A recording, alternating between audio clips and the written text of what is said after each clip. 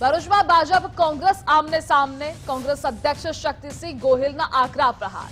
ભાજપનો વાયરસ બહુ ગંભીર છે, જે ભાજપ સાથે જોડાશે તેને વાયરસ લાગશે। ભાજપના વાયરસથી દૂર રહેવા યુવાનોને અપીલ પણ કરી। પાર્ટીની ચાલ ચલન અને ચરિત્ર જ એવું છે, એટલે ભાજપમાં જે કોઈ જાય અને એનો ફેસ પહેરે એને આ ભાજપનું વાયરસ લાગતું હોય। તમે જુઓ જે ગુનાઓ બને છે મહિલાઓ વિરુદ્ધ, એમાં ભારતીય જનતા પાર્ટીની વિચારધારાના એમના જ લોકો નીકળે। એમનો યુવા ભાજપનો મહામંત્રી નીકળ્યો હોય, કોઈ એમની વિચારધારાનો પ્રચારક નીકળ્યો હોય, અને જે કોઈને ખેસ પહેરાવે એમને વાયરસ લાગી જતો હોય। એટલે મારી તો યુવાનોને વિનંતી છે કે આમનું ચાલ ચલન અને ચરિત્ર જ એવું છે કે આમના કેસથી અને આમના પડછાયાથી દૂર રહેવું।